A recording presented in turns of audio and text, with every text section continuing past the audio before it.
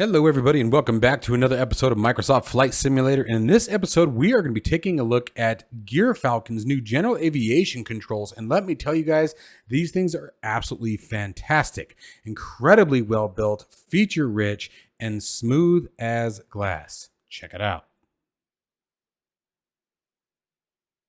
If you are interested in acquiring any of my Overkills tutorial guides or simply interested in supporting the channel, please consider joining me on Patreon. Patreon subscribers level tier 2 and above have access to all of my guides as well as any future guides that come along down the road.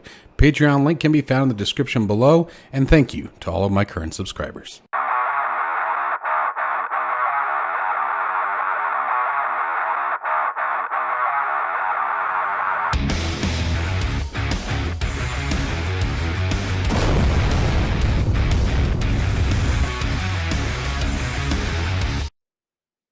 Okay, so I'm not huge into unboxing, guys. It's sort of one of those unless they're epically screwed up, I don't normally do it. But in this particular situation, I did want to showcase a little bit because the boxing and packaging has changed very significantly since the previous version. Actually, the entire thing is completely different.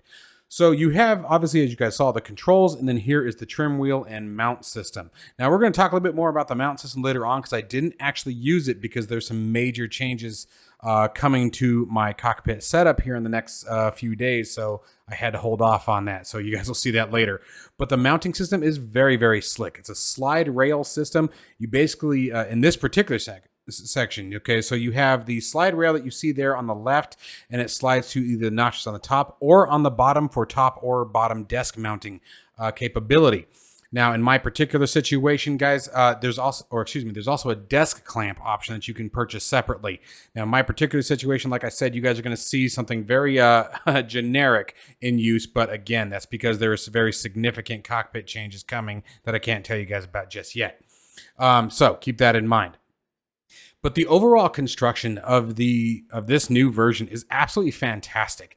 It has everything, you guys, everything that you would expect from the real controls. The push buttons, the twist knobs, the grips, the tensioners, the flap controls. The flap controls he did really, really well. So there's two different versions, as you can see right there in the image.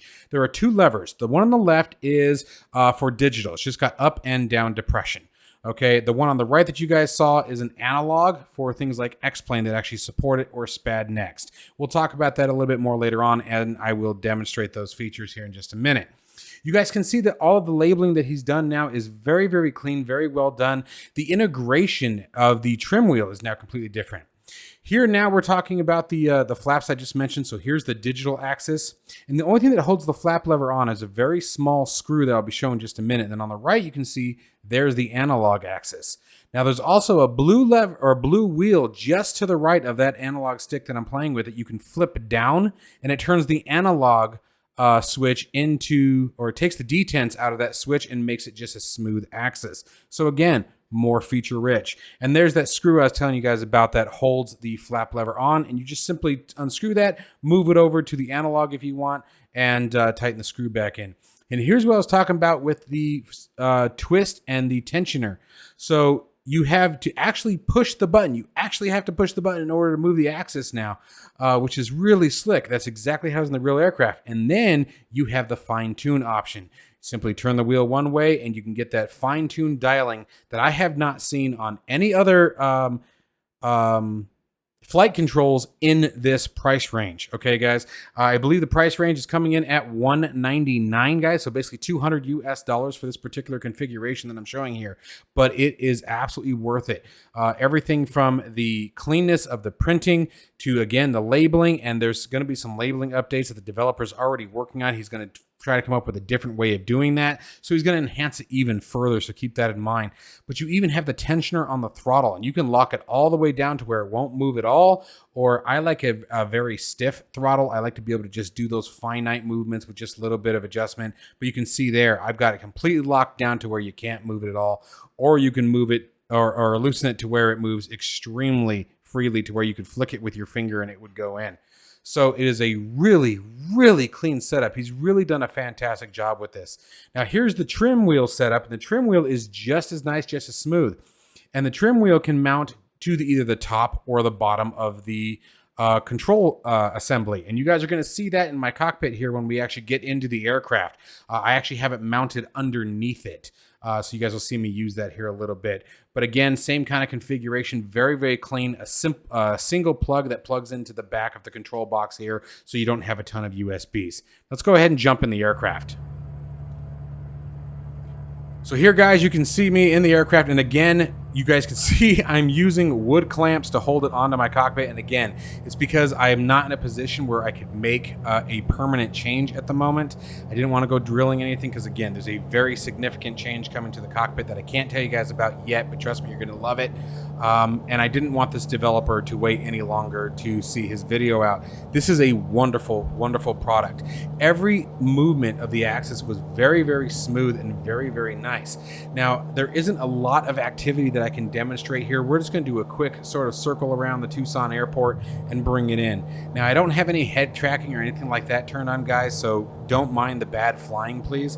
I did that so that way you guys could constantly see the relationship between the physical controls and the input that was happening inside of the aircraft. So please keep that in mind, folks. But this was a lot of fun to use.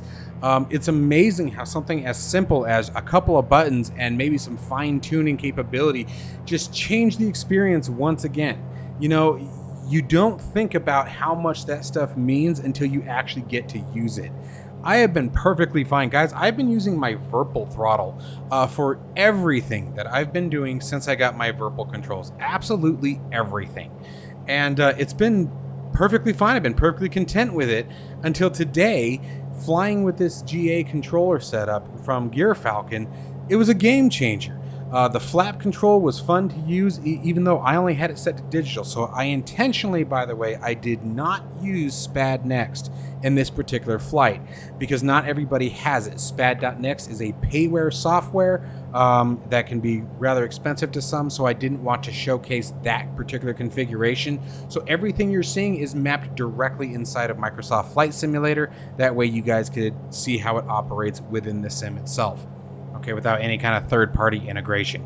Now, if you are someone who has X-Plane or P3D, they do have analog capability. And for those of you who aren't understanding the difference there, digital means you can only select flaps up or flaps down. Analog means that you're able to program flaps 10, flaps 20, flaps full. You know what I mean? So that's why those two switches are there and those detents are created, again, by the developer. So it's a really nice and very clean looking and very clean feeling. One of the things that I didn't like about his previous version was that the only way to add any kind of tension was the 3 screws on the bottom of it. If you guys go back and watch that previous video, you're welcome to. And those tension screws still exist, so you can still get in there and tighten them up even more. But I have not found a need to. I think that the way that they are currently set up is perfect, especially with the push button detents. It really changes the game. Okay, it really made a huge difference. And then being able to use that fine tune was just fun to play with. You guys are going to see me probably use it here a couple times for really no reason. It was just me wanting to play with it.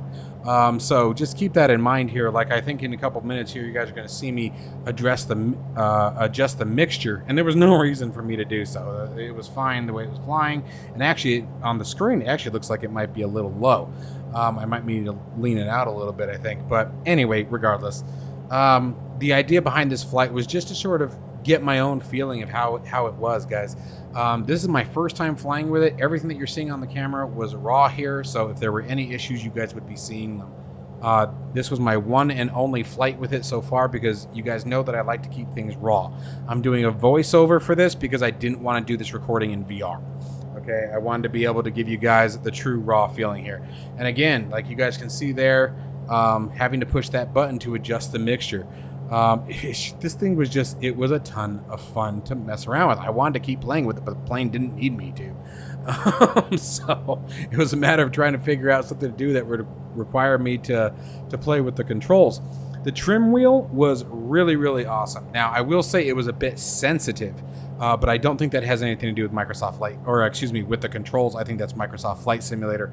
I have the same problem with my trim hats that I use on the Virpil flight stick that you guys can see my right hand there.